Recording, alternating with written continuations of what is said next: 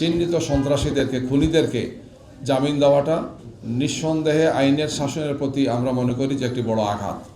আমরা এই ব্যাপারে আইনি পদক্ষেপগুলো নিচ্ছি, উচ্চ আদালতে আমরা যাচ্ছি। এটা কোনো অবস্থায় আমরা মনে করি যে সঠিক হয়নি, যেখানে খুনিরা প্রকাশ্য দিবালোকে ঘুরে বেড়াচ্ছে এবং খুব নির্মম নিষ্ঠুরভাবে হত্যা করেছে।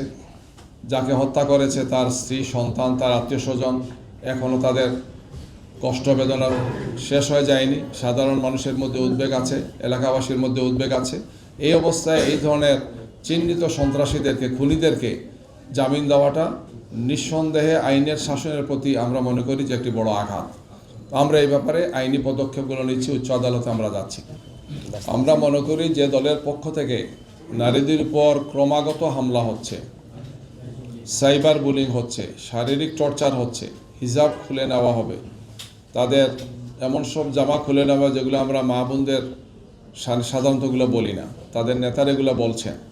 এর আগে তাদের একজন নেতা বলেছিলেন যে হিজাব তারাই পরে যারা হচ্ছে বিশেষ একটা ধর্মের নারীরা খারাপ একটা কাজ করতে গেলে এটা হিজাব করত। তাদের মধ্যে সামান্যতম কোনো বোধোদয় হয়নি। নারীদের নিয়ে এই ধরনের চরম আপত্তিজনক কথা তারা বলে আসছেন গিয়ে।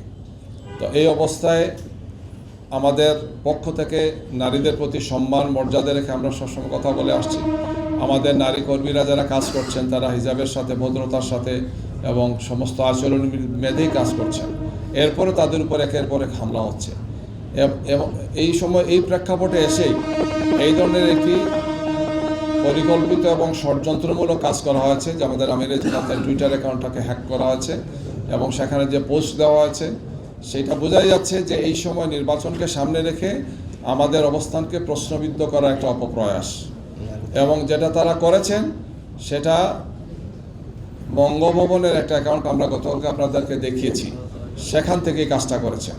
অর্থাৎ বাংলাদেশের এই সাইবার সুরক্ষা ব্যবস্থা কে বা কারা এখানে এগুলা করছেন এই সব কিছুই তদন্ত করে দেখা উচিত। আমরা মনে করি আমরা যেটি করেছি, আমরা সংশ্লিষ্ট আইনশৃঙ্খলা বাহিনীর কর্মকর্তাদের সাথে যোগাযোগ করেছি, তারা তদন্ত করছেন। আমরা মনে করি যে দ্রুত তদন্ত করে যারা এর সাথে সম্পৃক্ত সংশ্লিষ্ট আছেন তাদেরকে বের করে আনা, তাদের পরিচয় বের করে আনা, আইনের মুখোমুখি করা, যাতে ভবিষ্যতে এই ধরনের কারো, জাতীয় নেতৃবৃন্দ নয় কারো, যাতে এই ধরনের কোনো তার নিজস্ব যে সমস্ত আইডিগুলো আছে, যে ধরনের আইডি আমরা ইউজ করি না কেন, কোনো আইডি যাতে এই ধরনের হ্যাক করে জনমনে যাতে কোনো বিভ্রান্তি তৈরি করতে না পারে।